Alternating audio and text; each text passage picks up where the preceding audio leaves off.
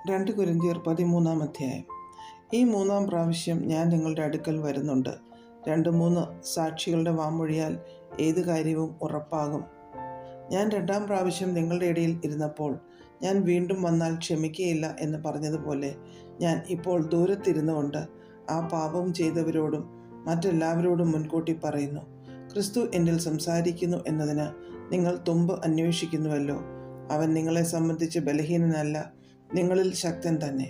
ബലഹീനതയാൽ അവൻ ക്രൂശിക്കപ്പെട്ടിട്ടും ദൈവശക്തിയാൽ ജീവിക്കുന്നു. ഞങ്ങളും അവനിൽ ബലഹീനരെങ്കിലും അവനോട് കൂടെ ദൈവശക്തിയാൽ നിങ്ങൾക്ക് വേണ്ടി ജീവിക്കുന്നു. നിങ്ങൾ വിശ്വാസത്തിൽ ഇരിക്കുന്നുവോ എന്ന് നിങ്ങളെ തന്നെ പരീക്ഷിപ്പിൻ, നിങ്ങളെ തന്നെ ശോധന ചെയ്യുവിൻ. നിങ്ങൾ കൊള്ളരുതാത്തവർ അല്ല എന്ന് വരികിൽ യേശു ക്രിസ്തു നിങ്ങളിൽ ഉണ്ട് എന്ന് നിങ്ങളെ തന്നെ അറിയുന്നില്ലയോ? ഞങ്ങൾ കൊള്ളരുതാത്തവർ അല്ല എന്ന് നിങ്ങൾ അറിയും എന്ന് ഞാൻ ആശിക്കുന്നു. നിങ്ങൾ ഒരു ദോഷവും ചെയ്യാതിരിക്കേണ്ടതിന് ഞങ്ങൾ ദൈവത്തോട് പ്രാർത്ഥിക്കുന്നു. ഞങ്ങൾ കൊള്ളാകുന്നവരായി തോന്നേണ്ടതിനല്ല, ഞങ്ങൾ കൊള്ളരുതാത്തവർ എന്ന പോലെ ഇരുന്നാലും നിങ്ങൾ നന്മ ചെയ്യേണ്ടതിനത്രേ.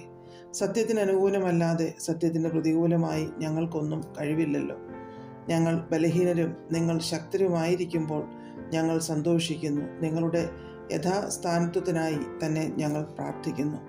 അതുനിമിത്തം ഞാൻ വന്നെത്തിയാൽ ഇടിച്ചു കളവാനല്ല, പണിവാനത്രേ കർത്താവ് തന്ന അധികാരത്തിന് തക്കവണ്ണം ഖണ്ഡിതം പ്രയോഗിക്കാതിരിക്കേണ്ടതിന് ദൂരത്ത് നിന്ന് ഇതെഴുതുന്നു. തീർച്ചയ്ക്ക് സഹോദരന്മാരെ സന്തോഷിപ്പിൻ, യഥാസ്ഥാനപ്പെടുവിൻ, ആശ്വസിച്ചുകൊള്ളുവിൻ, ഏക മനസ്സുള്ളവരാകുവിൻ, സമാധാനത്തോടെ ഇരിപ്പിൻ. എന്നാൽ സ്നേഹത്തിൻ്റെയും സമാധാനത്തിൻ്റെയും ദൈവം നിങ്ങളോട് കൂടെയിരിക്കും. വിശുദ്ധ ചുംബനം കൊണ്ട് അന്യോന്യം വന്ദനം ചെയ്യുവിൻ. വിശുദ്ധന്മാർ എല്ലാവരും നിങ്ങൾക്ക് വന്ദനം ചൊല്ലുന്നു. കർത്താവായ യേശു ക്രിസ്തുവിൻ്റെ കൃപയും ദൈവത്തിൻ്റെ സ്നേഹവും പരിശുദ്ധാത്മാവിൻ്റെ കൂട്ടായ്മയും നിങ്ങളെല്ലാവരോടും കൂടെ ഇരിക്കുമാറാകട്ടെ.